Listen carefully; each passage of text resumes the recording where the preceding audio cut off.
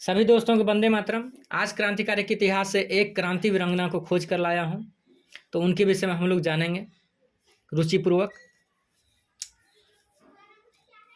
सभी दोस्तों को वंदे मातरम, ध्यान से सुने। दोस्तों, आज हम लोग ऐसे क्रांतिकारी लड़की के विषय में जानेंगे जिनकी आयु मात्र 15 वर्ष थी। उन्होंने एक अंग्रेज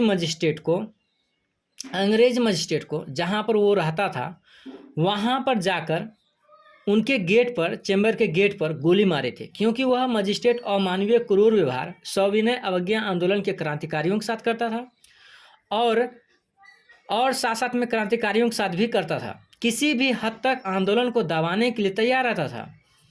ऐसे ही क्रूर अधिकारी को मारने के लिए शांति सुधा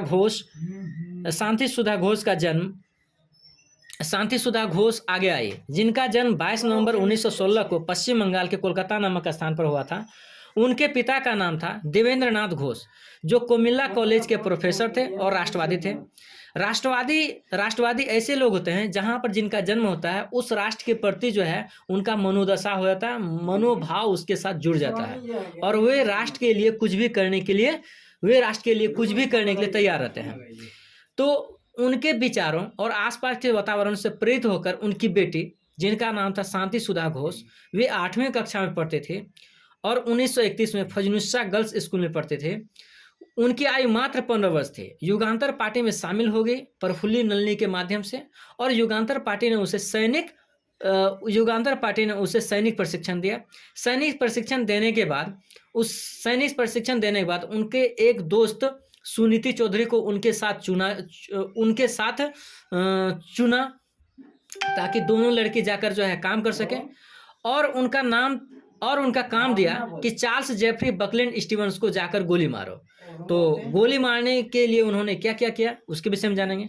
14 दिसंबर 1931 को शांति घोष ने अपनी एक दोस्त सुनीति चौधरी के साथ एक ब्रिटिश अधिकारी, जो त्रिपुरा के केमिल्ला जिला के magistrate Charles Jeffrey Buckland Stevens को, उसके हाउस पर ही जाकर गोली मारी थी, जो क्रांतिकारियों को क्रूर सजा देने के लिए विख्यात था। और उसे इस बात का भी डर था कि जिस तरीके से मैं कार्य कर रहा हूँ उस तरीके से जो है दूसरे कोई क्रांतिकारी गुस्सा होकर उसको टारगेट पर ले सकते हैं। इसीलिए उन्होंने अपने ही घर से ज़्यादातर काम करने का प्रयास किया। इसके प्रयास के बावजूद भी वो बच नहीं सके और वहां पर जाकर 2 लड़कियों ने, शांति घोष और सुनीति चौधरी ने, जाकर उसके सीने में गोली उतारा। ये दोनों बालिका कैसे गोली उतारा उसके विषय में जानते हैं। ये दोनों बालिका अपना आवेदन पत्र छदम नाम लेकर तैराकी के एक प्रतियोगिता की स्वीकृति मांगने के लिए गए थी, लेकिन असल मकसद था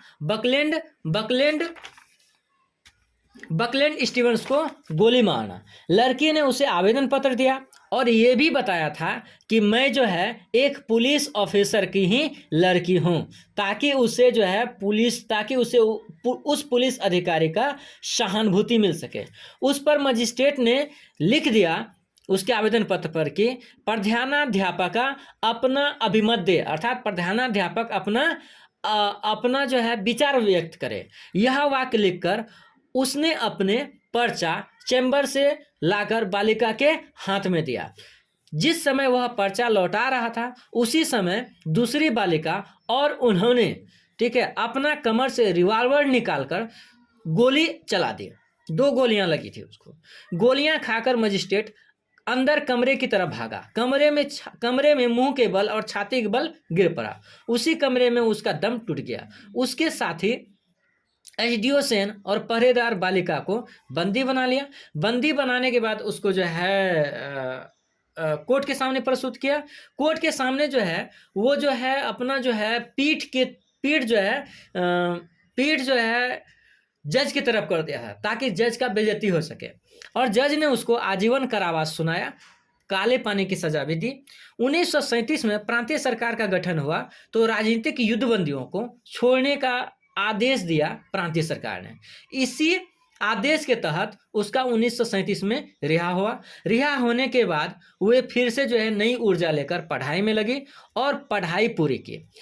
और पढ़ाई पूरी के साथ साथ जो है वह राजनीति में भी सक्रिय हो गए। 1952 से 62, 1967 से 68 पश्चिम बंगाल के विधान परिषद में कार्यरत रही, अर्थात वो विधान परिषद का सदस्य भी बने। उन्होंने अपनी आत्मकथा अर्थात उन्होंने अपना संघर्ष में क्या क्या जीवन में किया अरुण वाहिनी नाम से लिखी ऑटोबायोग्राफी।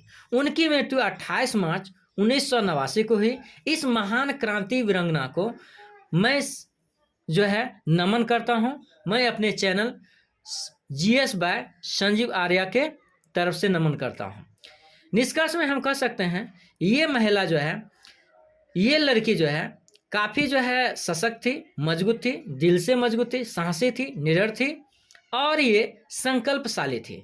जो एक बार ठान लेते थे वो करके गुजरते थे।